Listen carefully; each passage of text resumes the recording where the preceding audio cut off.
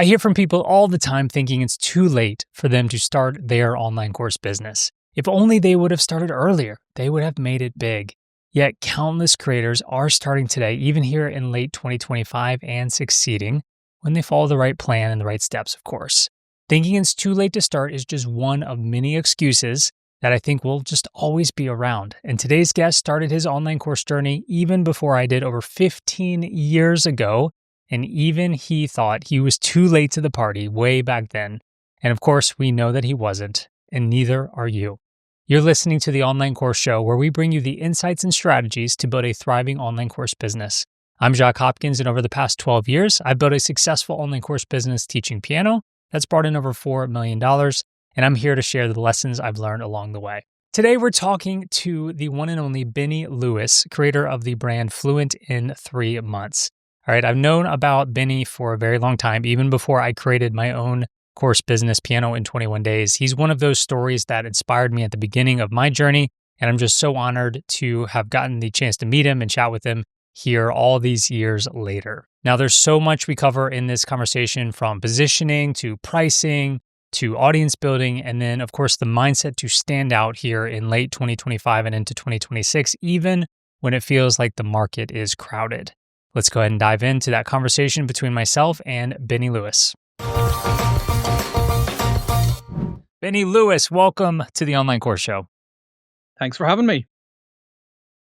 What is Fluent in 3 months? What is it? So originally, it was simply just a blog to document my own attempts to try to learn a language over 3 months. And the word fluent always kind of makes people confused because that could mean anything. But I go by a very specific definition used by the European Common Framework, where you are essentially socially equivalent to how you are in your mother tongue. So this doesn't get by as a tourist kind of thing. It's like actually go to the pub and have chats with people. And I started traveling in 2003. So I've been effectively nomadic since then for whatever that is, 23 years. And for the first 6 years, I would meet people who would see me learning a language and they would just conclude, Benny, you must be a genius because you can speak several languages. But the thing is, I have a background in electronic engineering and I could only speak English at the age of 21. In Ireland, I took German and Irish, our national language, in school, and I barely passed both of them. So I don't have any natural language talent. So it got very frustrating for me that people kept saying, you're just talented. And I knew it was all about the technique, that you can learn language even if you're an adult. So based on that, I started my blog in 2009. And it very quickly exploded to very popular, like millions of unique visitors per month.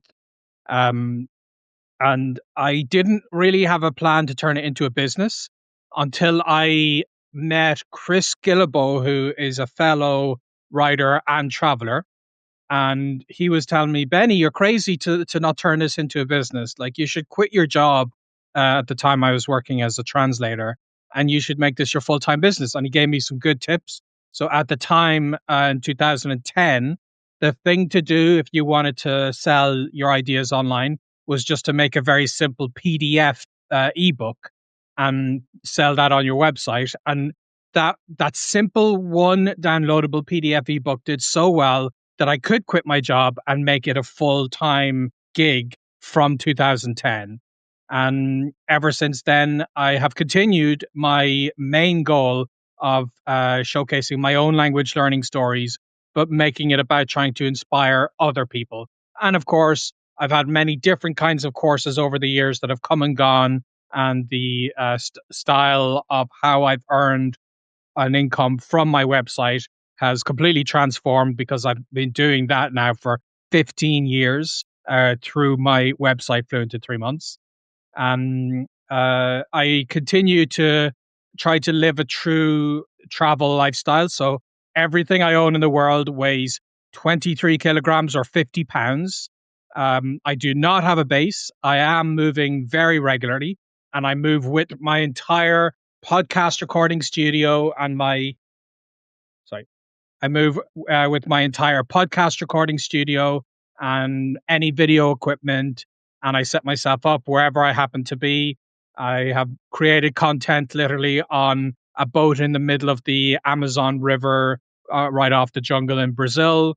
And I was in Borneo last year. And I've just, as I was saying before the call, completed my project to visit all of the contiguous United States.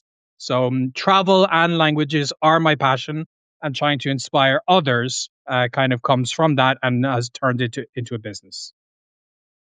Amazing. Benny, I've been struggling with how to go about this conversation here. I've done hundreds of these interviews with various course creators, but it's rare that there's somebody that's been doing this as long as you've been doing it and that I've been familiar with you for as long as I have. I mean, even before I got my business to started in 2013, Piano in 21 Days, I was when I was trying to figure out, follow Tim Ferriss, reading 4 Hour Work Week, figure out what kind of online business I wanted to make.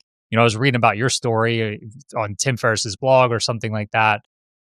So there's so many different directions we could go with this. I'm glad you started with um, the ebook because back then, way back then, I mean, that's almost like courses are today. It's like that's the thing to do. But what was it about that ebook that made it so successful? Because as you know, from doing this so long, people want to buy the outcome. They don't want to buy just the information. So what kind of outcomes were you able to promise somebody in your niche with just an ebook? Well, since I was making a lot of content at the time through my blog, obviously nowadays I would recommend people kick things off with the likes of TikTok and such. The thing with making content on these platforms is it's not something you can follow from start to finish. I mean, theoretically, you could watch everybody's TikToks or you could read all my blog posts, but that's not designed to help you with your goals because some of my blog posts were just random travel updates because that's the thing with the blog and that's the thing with any social media is it's very random. You may share a picture of your dog and you may share a very super quick amazing tip to learn something.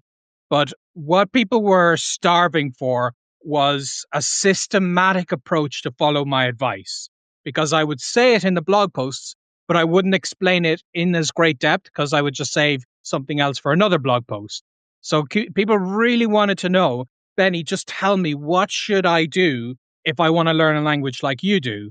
And that's kind of why as soon as I released that ebook, it distinguished itself from the content I was making for free because it was systematic. It's something you could go through from start to finish. And of course, I went into a lot more depth in a way that I would not have done through my blog. And that's why, like, I continue to make my blog post. I continue to try to have an interesting story because, I was relatively early to the game. 2010, obviously, is a long time ago. But even back then, I had it in my mind that maybe I'm too late to this internet thing because people had been blogging for many years and there had been many travel bloggers. And I saw myself as a travel blogger. And, I was thinking maybe no one will subscribe to my blog because there's too many travel bloggers right now. But of course, I put my own unique spin on it that I'm traveling and I'm learning the language. And at the time, I was the only person who did that. And of course, there's many people who've been inspired by what I've done, and there's many, many travel and language blogs now. But I still, to this day, see people starting off from scratch and putting a particular spin on it, a unique way of making their personality be a part of it, or they're very funny, or there's some very specific aspect of how they travel or how they learn languages, and that makes them suddenly interesting. So that's like over the initial years, I would be constantly pumping out the content to keep people's interest. But the actual course, that ebook, like at the time, I had no budget. I had no idea how to launch it. So I literally wrote it in Microsoft Word and clicked File, Save as PDF. That'll give you an idea that when people have way too high standards, that's how I kick things off. It was the ugliest PDF. I shoved a dopey picture of the world at the top of it. That was the only image, and then it was just a wall of text. And despite that, it sold really well. And when it had sold really well for 2 months, Then I realized I can truly make this long term. So I took some of those profits and I put it back into the ebook. And I actually hired somebody, a designer, who made a beautiful logo for it and who actually made it into a nicer looking PDF. And that's kind of been my process, is to make sure if times are good and I've got this extra profit, then I can make the product itself even better.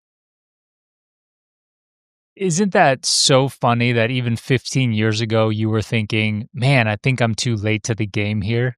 Yeah. Yeah, and this is why, like, a lot of people might be thinking that now.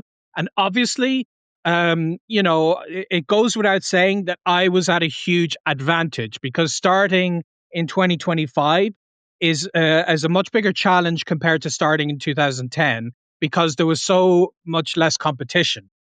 There were like, I was one of the like you said, you found me very quickly because there wasn't that many people, and I got on Tim Ferriss's blog because there wasn't that many people living a similar style of or a similar lifestyle. So it was easier back in 2010, but that does not mean it's not possible now, because other things are way easier now. Like, you needed to know HTML, you needed to know a lot of, even with WordPress, you needed to be able to understand that back end. If you were making videos, you needed to know a lot about videos if you were uploading them. And even with my ebook, when I started coordinating with other people, the fact that I have a degree in electronic engineering meant that I had a very good edge when it came to how technical backends work. And that is one of the reasons I could start a blog in 2010, that like 99% of people, even if their story would be amazing and what they would be able to teach people would be extremely interesting, they would not have the skills to start a content creation 15 years ago. You needed to be technically minded. But then on the other hand, nowadays, anybody, and like, I've seen people with zero technical skills just able to use their iPhone, and they're able to launch an entire business from that. This would be inconceivable when I was starting off. So that end of it is a lot easier, that you can focus just on the content. You have all of these uh, building blocks in place, that you have systems that you can host your courses on. You have a lot of people who are experienced in making them, so you could hire somebody to build that out. There wasn't really ebook PDF makers back when I needed somebody. So I needed to know a guy who knew a guy. And like, you don't really need that nowadays. So it's the grass is always greener on the other side. People always think, oh, it was so easy because nobody was online. Absolutely true. I think that end of it, like, when I compare to people who are making content nowadays, I think they're way more interesting or way more funny than I am. That, like, if they were starting and I was competing against them at the same time, they would have completely outdone me. But then again, my advantage was I was more technically minded, so I was ready for the landscape I was building this up in. So no matter when you're starting, there's always pros and cons. And as they say, the best time to plant a tree is 20 years ago. The second best time is now. So you can make excuses, but the thing is, I guarantee you, 10 years from now, you could look back and say, oh my God, 2025 would have been the perfect time for me to kick off my course business, because of all of these things I didn't realize I had advantages of. Because remember, the time doesn't end today. Things are constantly evolving. The AI landscape is going to transform everything. So maybe getting in before that has completely overwhelmed everybody is a good time. There's so many reasons, of course, that you could say, I think it's too late for me to start now. But there are so many reasons when you could say it's exactly the right time. And that is so, so well said, Benny. Whether somebody was starting 15 years ago or today, you mentioned how important it is to differentiate ourselves. Because even when you got started, there were people in similar niches. When I got started with piano in 2013, it didn't look anything near what it looks like today, with hundreds and maybe even thousands of competitors. Back then, there were a few though. And whether you're starting back then or today, you mentioned the importance of differentiating yourself. And I always I always refer to that as your special sauce. Have you ever? You're obviously very well traveled. Have you ever come across the fast food franchise Raising Cane's?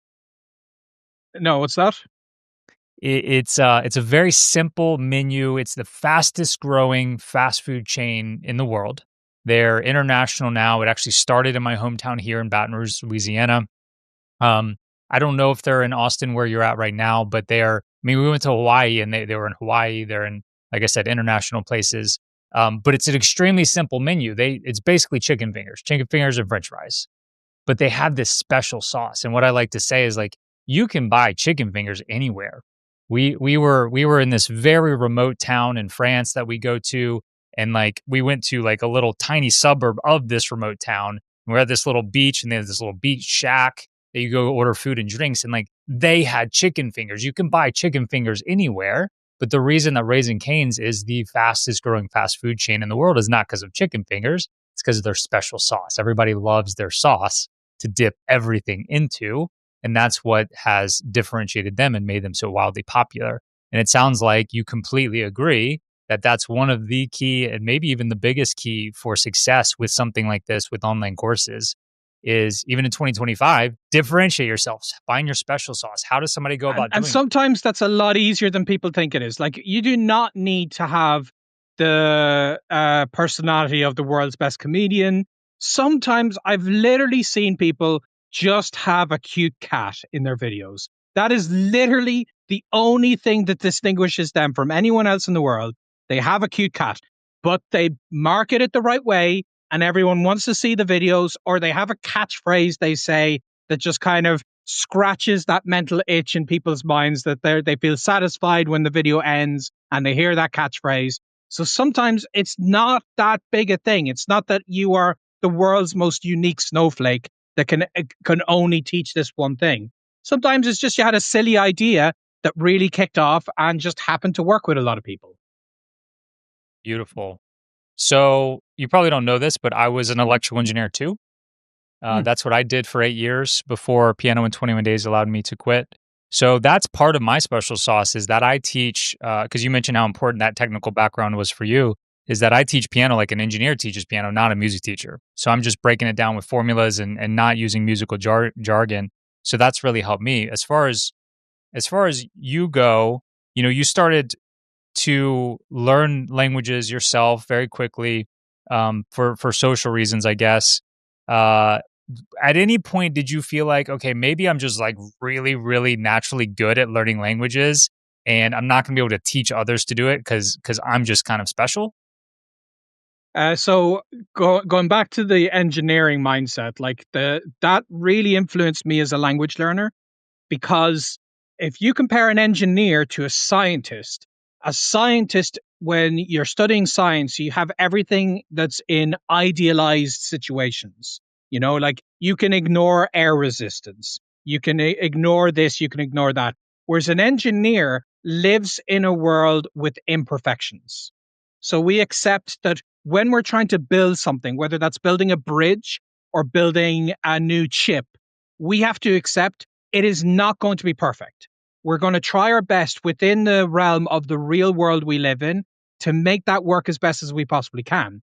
So I've come in with this imperfectionist mentality, and that's completely influenced by language learning, because what I see distinguishes me from, and I've met many incredibly talented language learners, especially as I got into the industry, and there are polyglot conferences where you meet people who can speak 20 languages with no accent at all, and they're like walking dictionaries. They could rattle off the most obscure word translations. I can't do that. I forget simple words sometimes, but like they will be so incredibly skilled. But what I have over them is I'm okay with making mistakes. And that's my own personal special sauce that I have put into my business and into my language learning. Because with language learning, the people I've seen who have not succeeded, what has held them back is they've tried to study this language. They've realized they can't speak it the way the book is telling them to, because they're not conjugating the verb or whatever it may be. And they decide, because I can't do it like this book is telling me to, I'm not good enough and I need to give up on this entire endeavor. Whereas I see languages way more as this amorphous blob, that it's not a perfect thing, that you have to follow the rules. Like the rules of mathematics are very, very strict, that if you don't do this formula the right way, it will be wrong. That's not how languages work. If I am learning English and I say to you, me want go supermarket, that is grammatically incorrect, but you understand what I mean. And that for me is the key, that you can actually get your foot in the door and you can be a beginner language learner and still have some form of communication going on. So this is essentially what I'm trying to teach people. I don't teach them the language. I don't teach them how to conjugate their Spanish verbs.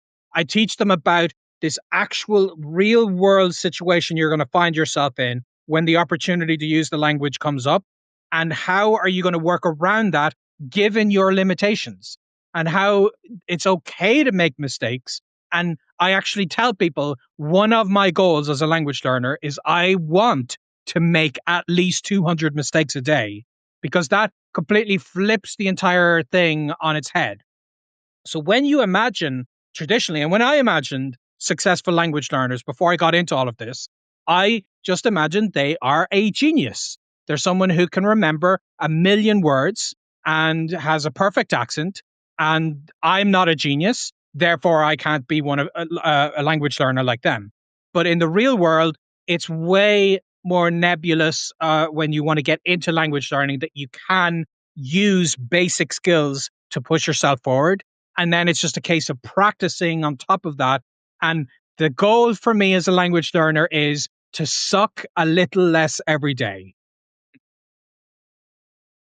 Back when you first launched the ebook, do you remember what that felt like, getting those notifications of those first sales? Oh yeah, I had programmed my computer, because I don't think I even had a smartphone at the time. I programmed my computer to be, I think I was using Outlook or something, and it was checking the email. And every time a sale came in, the computer made that cash register sound, cha-ching. And like, I remember whenever I'd visit my parents' house, and they would just randomly hear a cha-ching. So like, I took great joy out of those initial sales. Think I kept that going for several months. I would be like, yes, I've just got $20 more in my pocket. And so like I really did enjoy that initial thing. But I at the same time, I I go through life with a bit of as much realism and somewhat pessimism about, maybe this won't work out, and I need to have my plan Bs ready just in case. And it's why when you start getting into making things like courses, you don't want all your eggs in one basket. So nowadays, I have multiple different potential revenue streams, because when it comes down to it, things will dry up. Like in the last few years, I had been extremely lucky with search engine results for the vast majority of the last 15 years.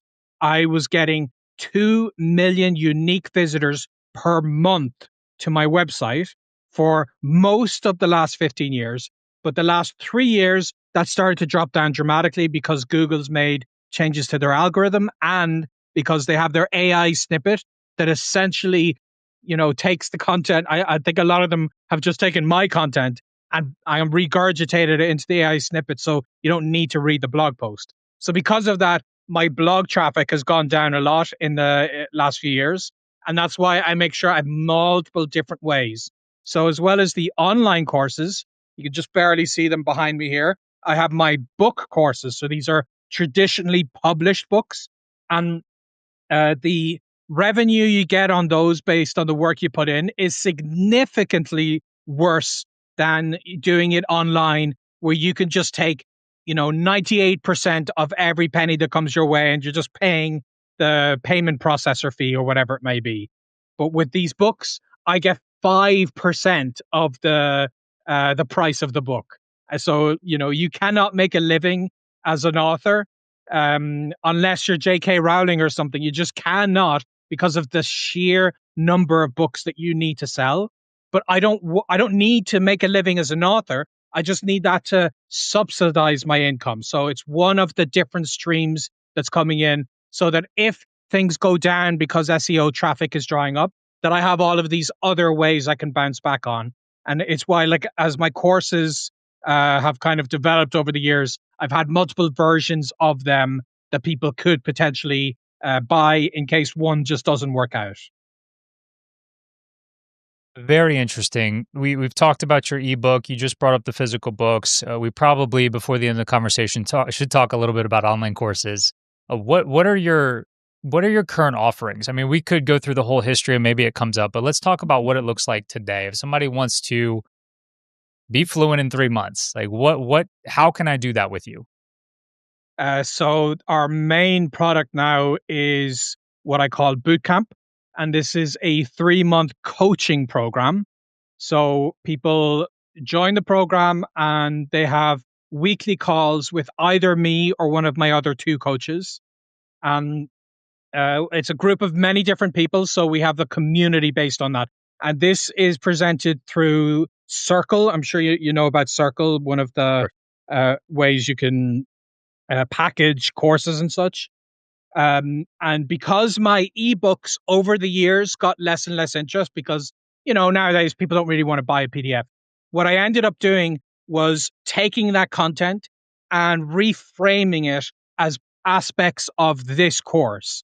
So rather than just the calls with me, people are actually going through all of this content that previously, and it's part of my sales pitch that like previously this information would have been sold separately for over $1,000 because this is the accumulation of, I think over the years I must have written, God, about 40 or 50 different ebooks that I ended up selling that would talk about some specific aspect of language learning.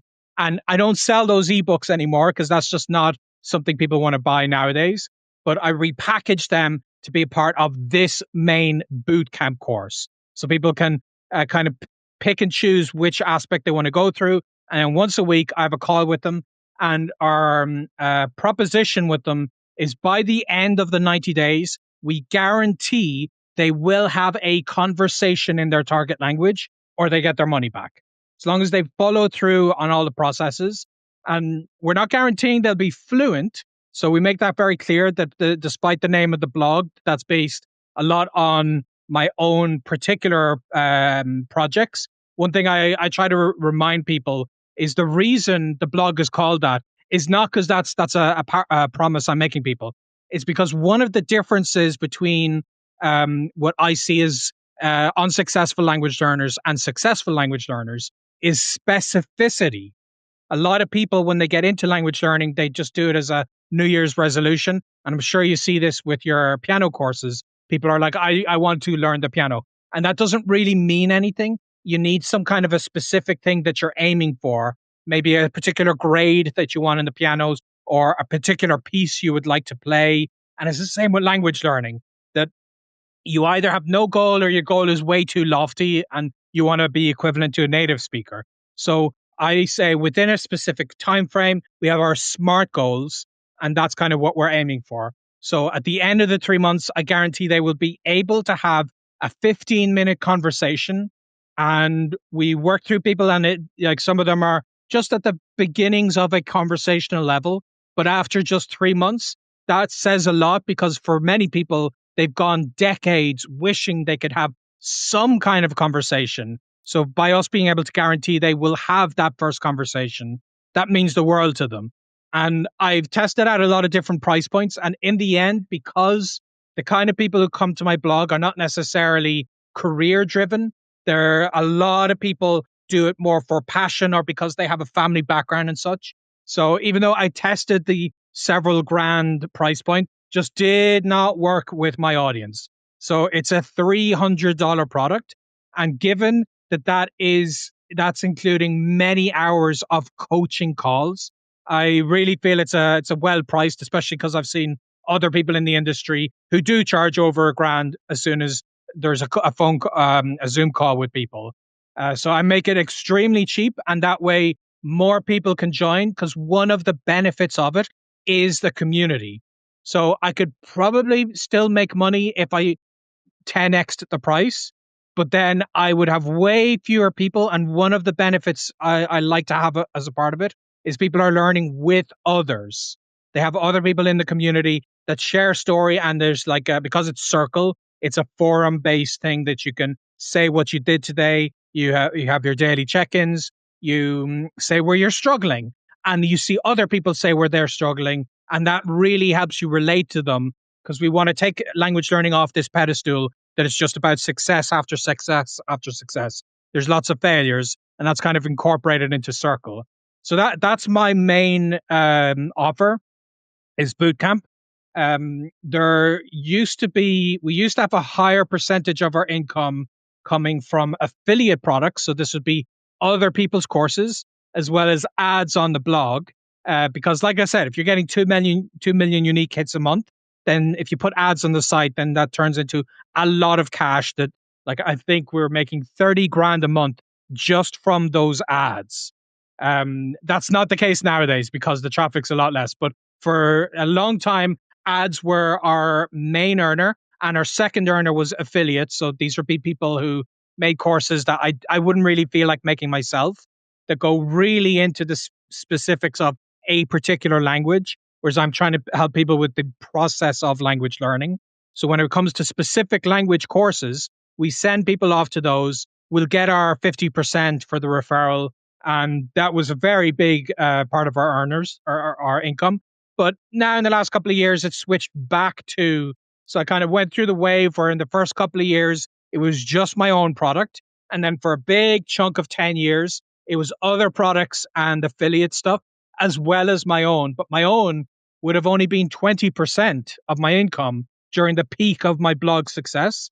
And now I'm back to a good balance between affiliate earnings and my own income, and then a little ad revenue from the blog still. Hey, it's Jacques, and real quick, if you're listening to Benny talk about turning a simple idea into a thriving online business, and you're thinking you're ready to stop making excuses and make it happen for yourself too, then I want to invite you to my free workshop. It's called the Online Course Business Formula, and I walk you through the exact steps that 6- and 7-figure course creators are using to start and grow their business. Check it out for free at oc.show/workshop. Once again, that's oc.show/workshop. Okay, back to the conversation with Benny. Several follow-up questions for you about how the program works. I'll start with the price, because you mentioned, and when I saw it was $300, I'm like, wow, because I talked about earlier how people pay for the outcome and not the information. So if you're promising me to have a conversation in a foreign language in 3 months from now, like, I'm willing to pay a lot of money for that. I'm willing to pay more than $300.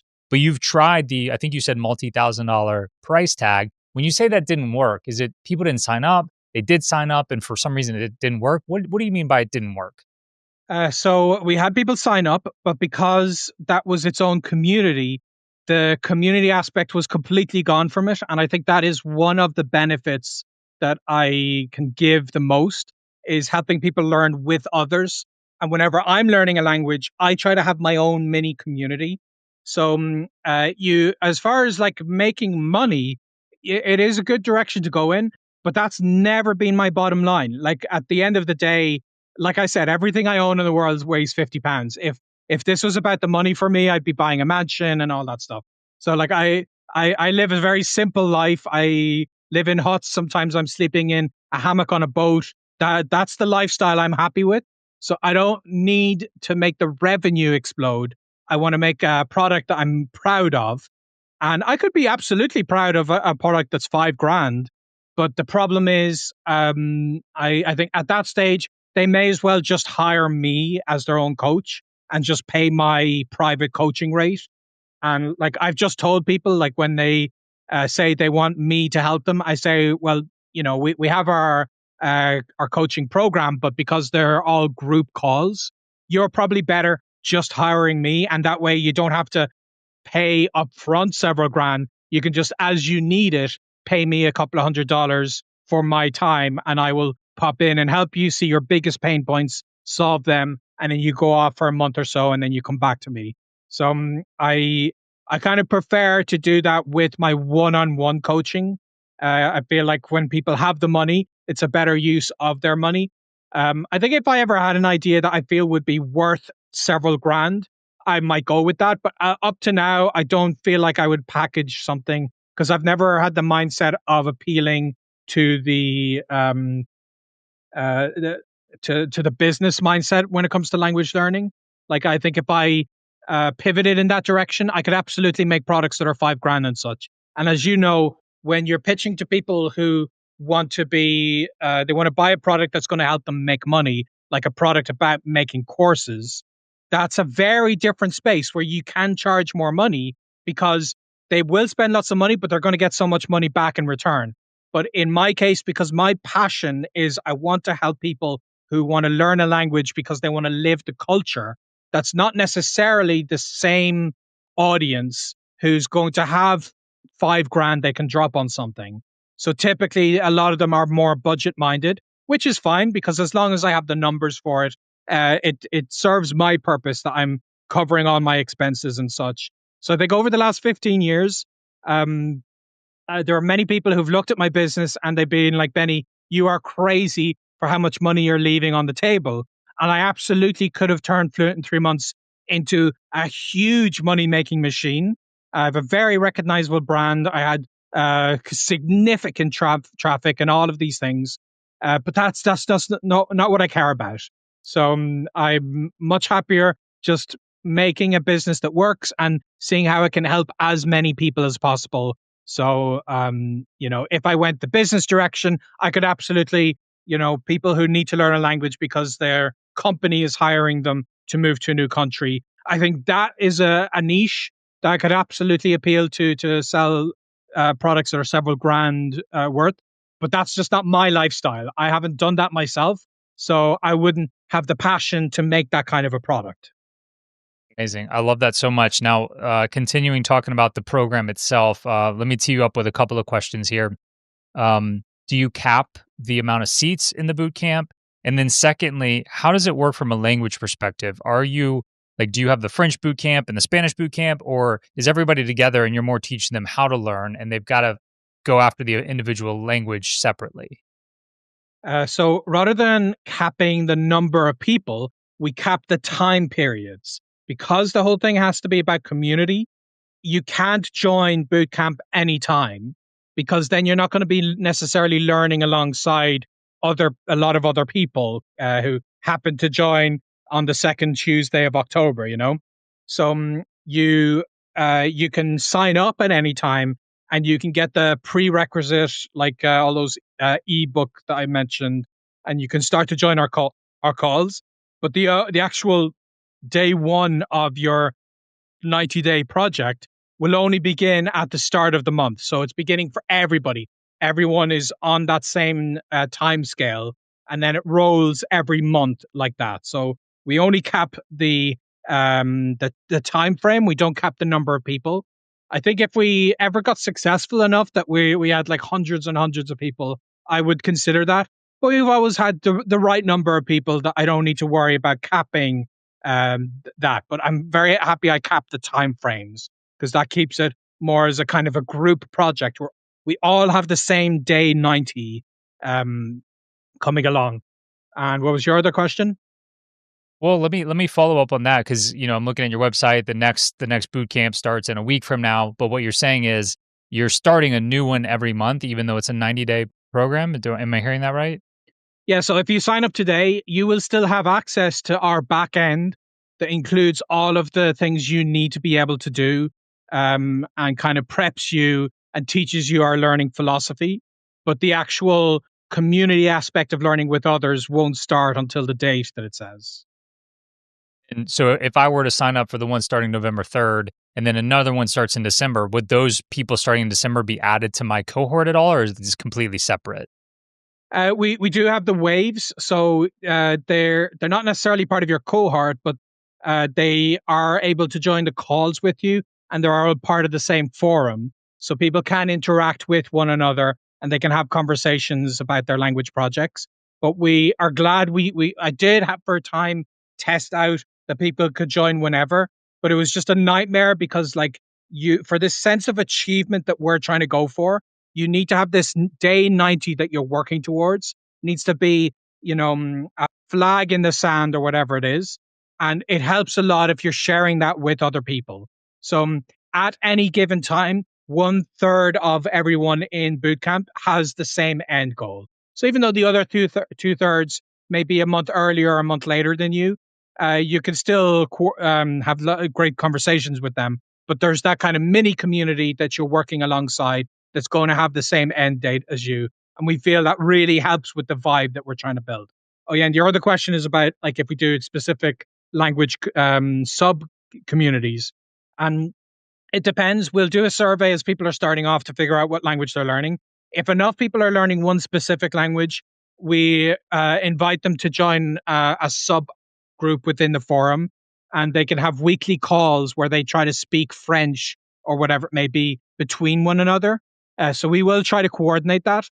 Generally, what we try to do when that doesn't happen is you may group them in language families. So we may have the romance family group who are learning Spanish and Italian, because ultimately the things we're trying to teach them in bootcamp are not the content of the language. That when you come to language learning, you imagine the thing that distinguishes me from a fluent speaker is I need to have all of these vocabulary terms in my brain and I need to understand the grammar.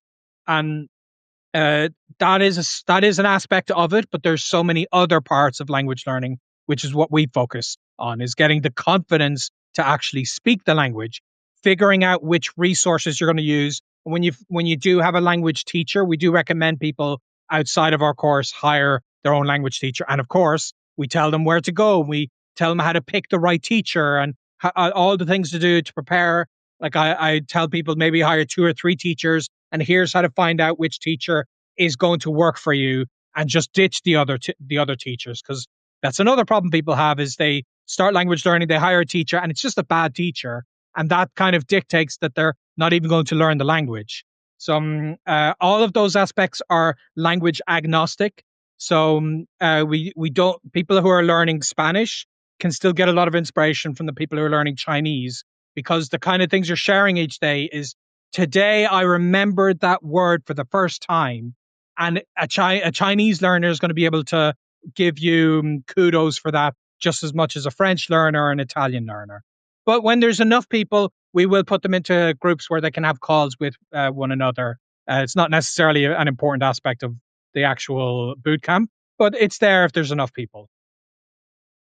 The reason I'm trying to get so granular with how the program works is because, as you know, there's no one right way to run an online program, and this what you've set up is a bit unique. And so I'm sure listeners will appreciate hearing the way you've structured it, and more importantly, why you've structured it this way. So I appreciate you explaining that. Let's jump back a little bit. You mentioned that the way you got traction with building your audience originally was through the blog, Yeah. and that grew pretty quickly. If you were starting this business today versus back when you did, would you still start with a blog? And if not, how would you start it? Absolutely not. Like I said, the days of the blog are kind of starting to ease off. My own traffic has been easing off because of Google and AI. So you could still get a benefit from having a blog, but I absolutely recommend people kick off with video. So either TikTok or YouTube. You do it consistently. So if I personally, if my blog was wiped from the internet and my brand was destroyed or whatever, and I wanted to start from scratch, I would kick things off with TikTok, and I would think to myself, how can I make interesting? So I have actually made several videos on TikTok that have done over 2 million views. That's not been a big focus of mine, so my TikTok isn't very active. I haven't put a lot of effort into growing it. But what I would do is I would just focus really in on that and build up those 2 million. So in my case, in the language learning space, the videos that tended to go viral was I use TikTok myself. I'm scrolling through, and whenever a trending song comes on that's not in English, where people try to sing along with it, that have it in the background or something, a lot of people would be very curious to know what is actually being sung in that song. So what I've done, and I'm not the only one who does this, there's other TikTokers who obviously had this idea, but my unique spin on it is I will try to replicate the trend. So if that's a silly dance, I'll try to do the silly dance. That's not my area of expertise, but I'll try to do it anyway. And while I'm doing the silly dance, I am saying the words of the song. And so I'll have it like there's this one song that's in Russian, and I have it in Russian, in Cyrillic, and then I have it in phonetic language, so you can actually read. Like, so you would need this if it's in Chinese or anything like that. I have the phonetic equivalent, and then of course I have the English version. And as this is going up on screen, I try to have little pop up text that give a little bit more context. Like a lot of people didn't realize this Russian song that they were dancing to is actually about a prostitute. They're like, people are like, happy, happy, happy. And they don't realize this is a very sad song about a prostitute. So, like, I have this text on screen to kind of remind them of that. And it just blows their mind. So, I have not done that consistently, and I should do that more just because it's done very, very well.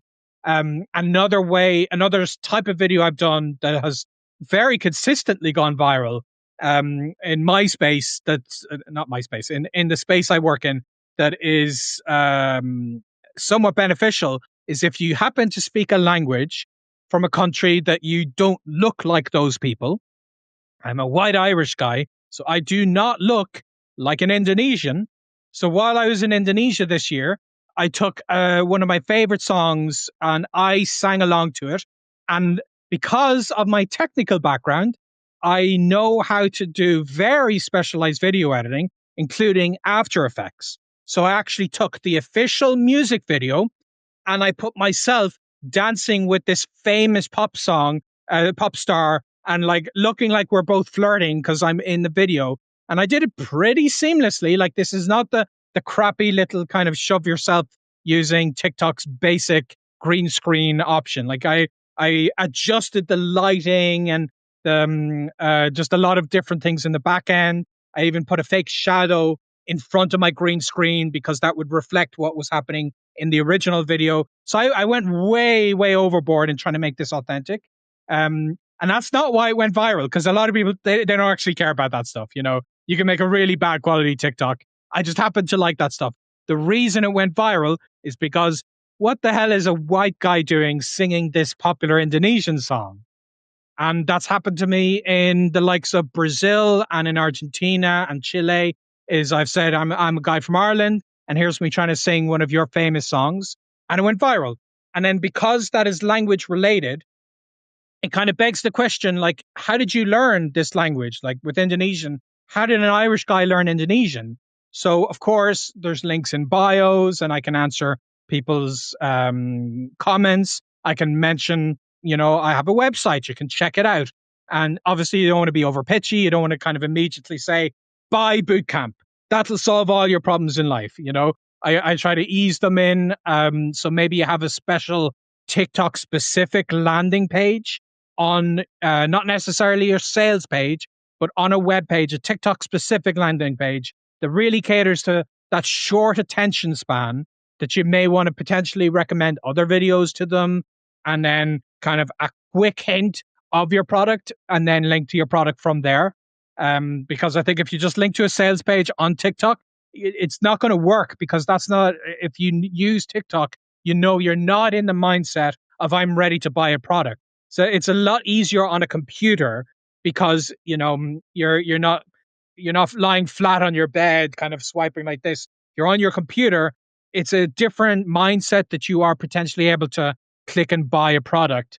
So you have to keep that in mind. But if I were starting off, I would do what I know has worked for me, and I would just do that full time. And the same thing with my blog. I didn't make a penny out of my blog for the first 9 months, because I was just building that audience. And I could have monetized it earlier because it was exploding so fast. But because I had built a good enough audience, it meant I could actually quit my job immediately the day I started selling that ebook. So it's very important to grow that audience.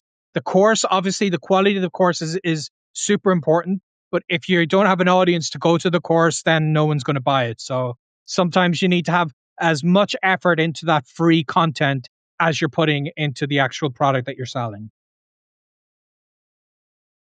With the blog approach 15 years ago, the piece of content they were consuming, they were already on your website. So you didn't have to worry about getting people over to your website. So I'm glad you explained Not only that it would be TikTok, but how we would go about getting people over into our world and off of TikTok.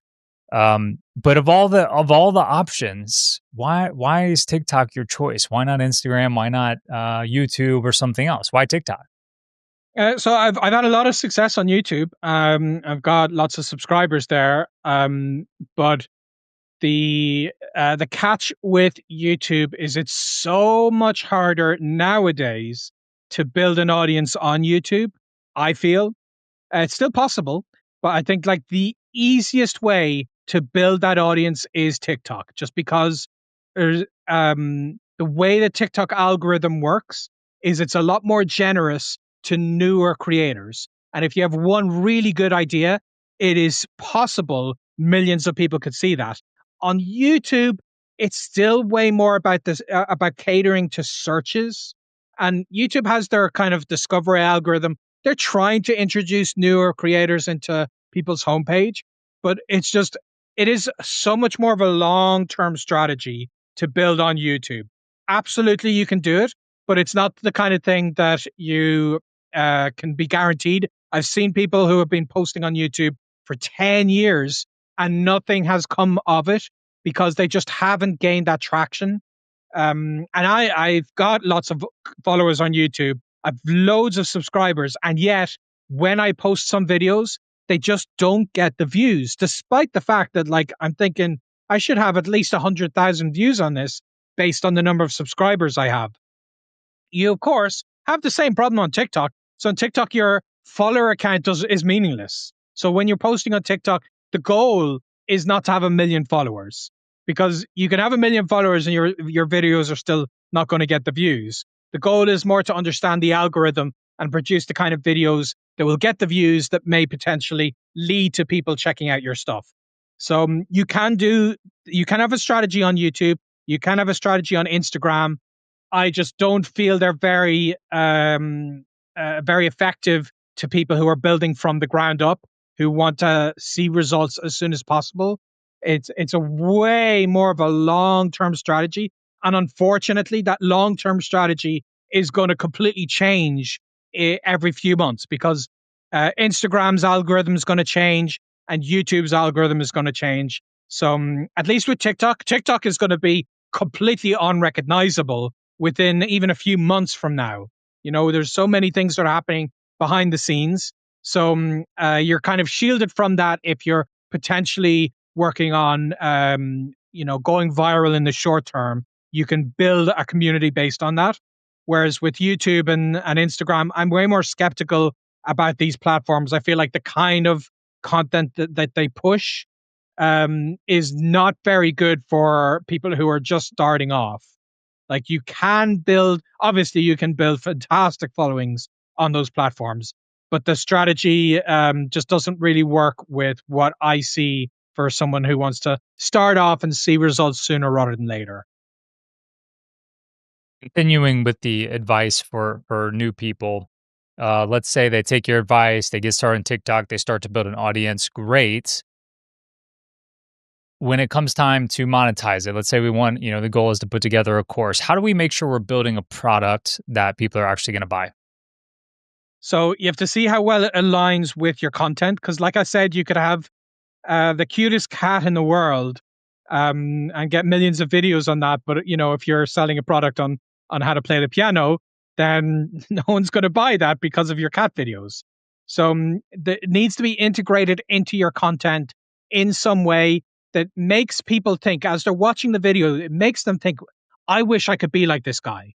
So my viral TikTok videos are showing me using this language. So part of it is just satisfying the curiosity. I wonder what was being sung in that TikTok song. Oh, that's what it was about a prostitute. Okay, now I know. Whereas a lot of people are also watching and thinking, wow, this guy speaks other languages. I wish I could speak other languages.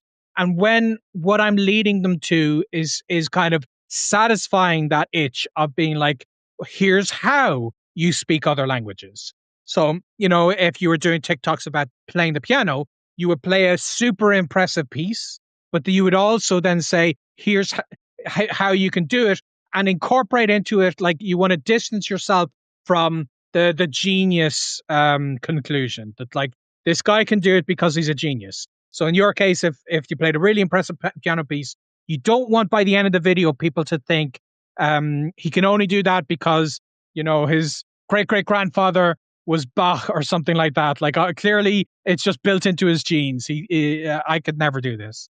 So in my videos, when they go viral, I always try to incorporate, whether it's with text on the video or if I'm speaking, I try to say at the end of the video, this is something anyone can do. And I need that encouragement. This for me is very important because when I compare my content to other polyglot YouTubers, and there are several of them, I feel disappointed when I see their viral content because the point of the video is look how impressive this guy is. And I feel like that achieves a purpose of it'll go viral, but it doesn't inspire anybody. It doesn't make them feel I could be like this guy. So if ever one of my videos were to have gone viral and the conclusion was Benny's a genius, I would feel extremely disappointed. I would feel like I have done a disservice to the language learning world because I have perpetuated this myth that there are genius language learners and then there's normal people.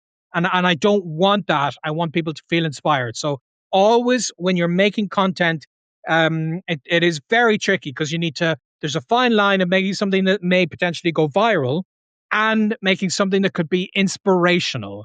Um, whenever I'm interviewed on stuff like this, if a question comes up and people say, Benny, you're so smart, I instantly knock that down immediately. I do not want that to be a takeaway from an interview, a takeaway from one of my content online, that Benny is very smart. That is not beneficial to either side, even to me wanting to inspire the world to learn languages and to my business goals. Because if you think I'm a genius, why would you buy my product? Because you may think that all you're going to be is like, I'm a genius, I'm a genius, I'm a genius for 60 hours of course content on that. That's something you can aspire to. You need to feel aspired to, you start off from zero. And I always emphasize I could only speak English when I was 21. I say that as often as I can. I emphasize making mistakes because that makes it more relatable to people. I may make videos about making mistakes when you're learning a language because that makes it more down to earth. And all of that stuff, it can tie in to your courses.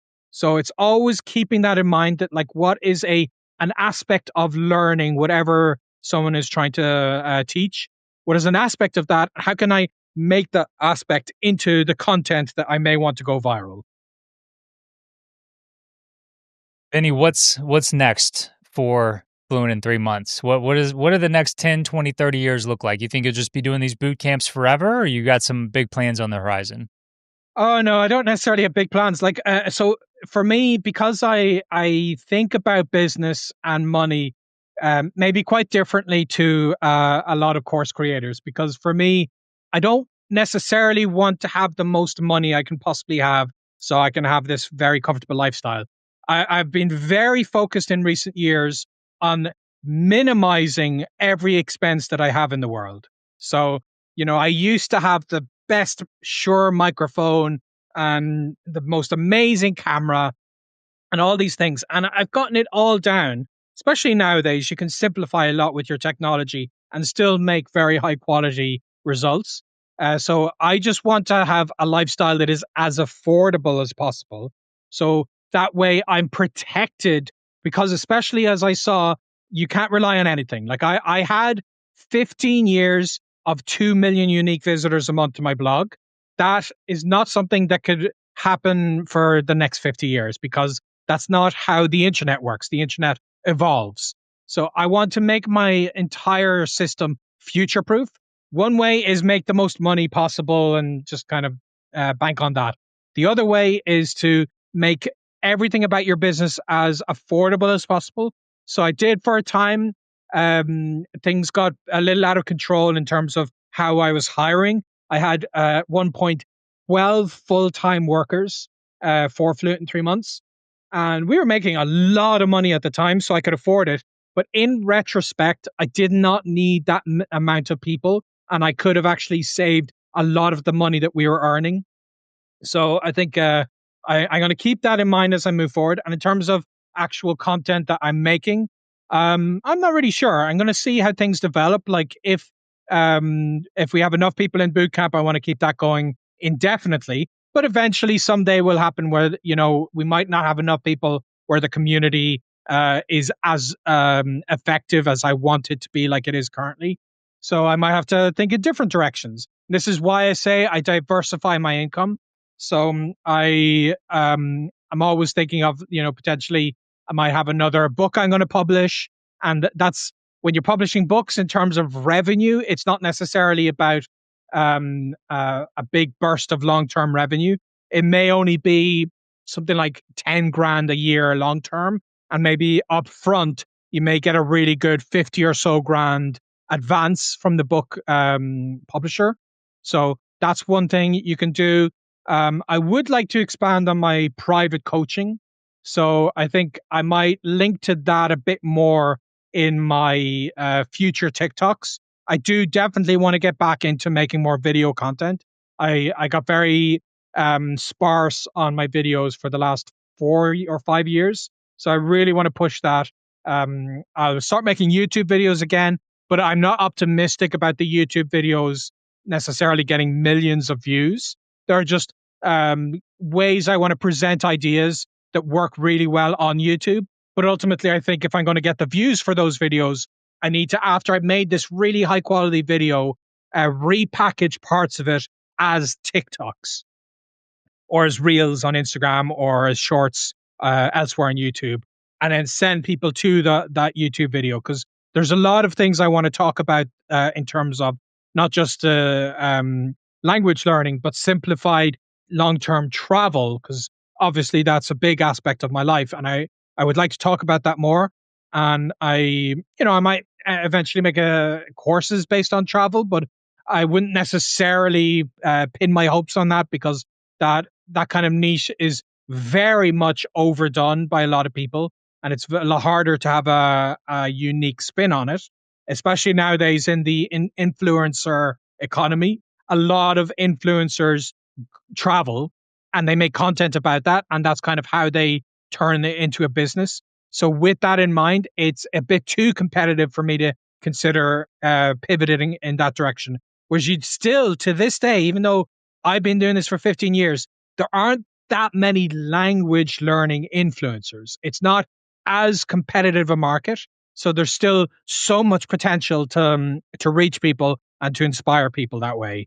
So I'm a lot more interested in my travel goals, which aren't necessarily business goals, and that's going to keep me going for as long as I can, because I'm always thinking someday I'm not going to have the energy to to be getting boats along rivers in the middle of jungles and so on. So I want to do that while I can.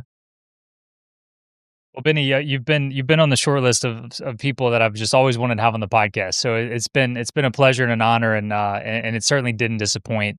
I would regret not asking you this really silly question because it's kind of a cop out, but considering the audience, like, is there anything that you think would be valuable to share that we haven't hit on? I think a lot of the stuff that for me has touched on my language learning, I think applies to building a course. So I always tell my language learning people, make as many mistakes as possible. And I think that comes in with making courses, because there's way too much perfectionism in any aspect of what we do in life. So I know a lot of people see a podcast and they see the gorgeous microphones that people tend to have. I used to have that microphone and it didn't make any difference. Like, if you and I are engineers, so we come up from a background where we hear the difference between a bad microphone and a good microphone, but 99% of people don't really hear the difference. And you will have podcast interviews with very interesting people that called in on their phone with a bad microphone, and it doesn't matter. So I think a lot of people, when they're getting into this, they think I need the best equipment. If I'm going to make a video course, I need the absolute best camera, DSLR camera. I need one of those fancy microphones. I need a green screen. I need a million things. You do not need any of that. Like I said, I kick things off by clicking File, Save as PDF in Microsoft Word. That's how I kicked off my language learning business. And I improved gradually over time with that.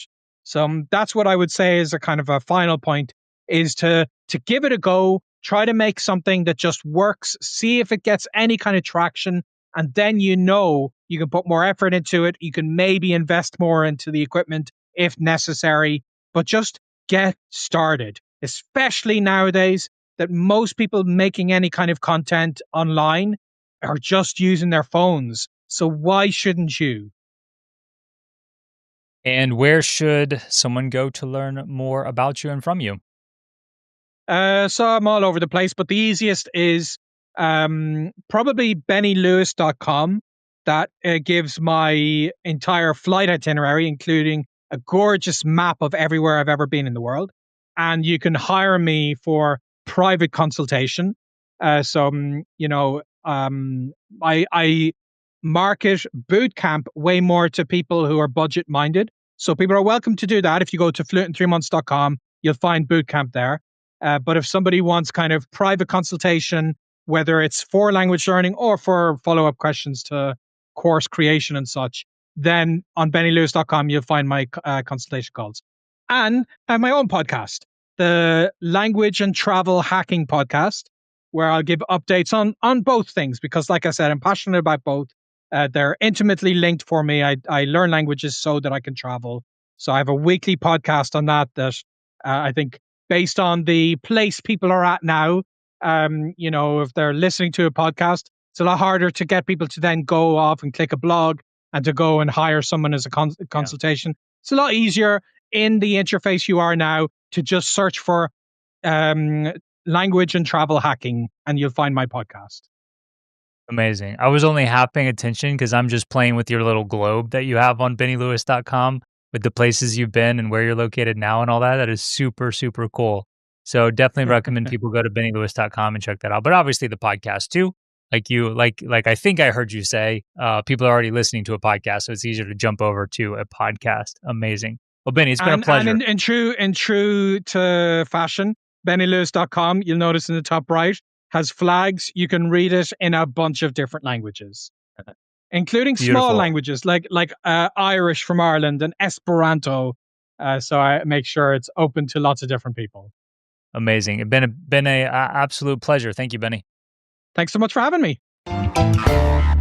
What an incredible conversation with Benny Lewis. I hope you caught the themes that just kept coming up. Start imperfectly, differentiate yourself in a simple but measurable way, and don't assume that it's too late just because the industry looks bigger than it did 10 or 15 years ago. Benny built a globally recognized brand from a scrappy PDF and a whole lot of consistency.